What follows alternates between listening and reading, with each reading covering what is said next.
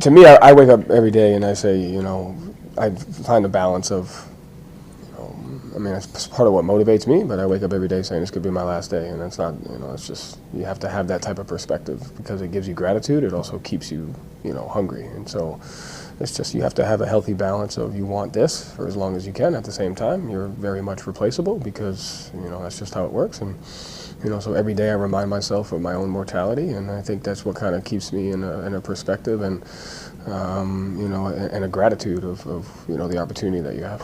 Obviously, you're focused on your group, but we just asked about Taylor Jenkins a couple weeks, less than 2 weeks ago. Now, Mike Malone out of a job. Just what is your reaction when you see a coach of his level dismissed at this point in the season? Yeah, it feels all too familiar that we're saying that as of late. And I'll preface this by saying, I don't know what's going on in other organizations, so it's hard to speak on what happens there. But in situations like this, where you look up and you're like 4 of the last 6 coaches that were in the finals are no longer with their respective teams. You have a Mike Brown, who was coach of the year a year and a half ago, is fired. Taylor Jenkins, who's won 4 out of 5 years that he's been there. Mike Malone, who just won a championship a year and a half ago. You look, and as a coach, you understand the job that we've signed up for, and that's very apparent. We know what comes with the territory, but then it makes you look at yourself as a coach individually, because you have to reflect back and say, am I doing the things that I need to do every single day to continue to walk in this building and love the job? Am I enjoying the journey and the people that I'm on it with? Am I enjoying the organization that I'm with? And am I doing it the way, are we doing it the way that we're supposed to be doing it? And that's just self-reflection, because you see that this happens in this industry.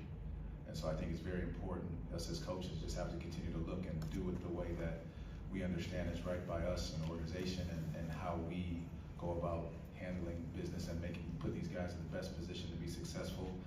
And after that, let the chips fall where they may. But you can always look in the mirror and say that we've done it the way that you want to do it, to put these guys in the best positions to be successful. Yeah, like you said, the timing, it's tough with 3 games to go and in the position they are to play for everything. Super accomplished coach, a person that means a lot to me in my career. I would not be here without him. 6 of the 10 years that he was in Denver, I was there with him. And it was, once again, not just the good time that we had there and how much the team improved and the experiences we shared together, but also for my development and his mentorship towards me. It means the world. And when you hear something like that, it's not a great day. It's part of this business, but definitely, like you said, shocking. And with the championship coach that he is, for sure he'll be back coaching in this league very soon, but not something you want to hear for sure.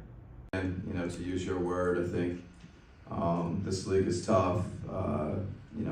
To win a championship, to have all the success he's had, to build the program that he's built, the individual success for their players, the organizational success. He's just a great coach. It's the proof is in everything he's done.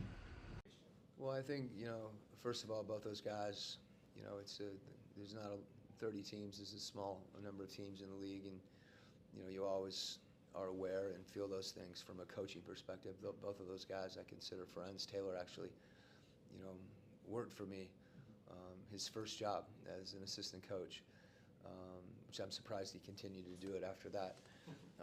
But you also, so there's an emotional component where, you feel that because you're in similar situations. And the other thing, we don't from the outside, you don't understand or know the specifics of any situation as well. So I think for me, it's more of a personal reaction to those guys and wishing them both well and those relationships. Coach, you talked about Zach's. Shocked, like everyone.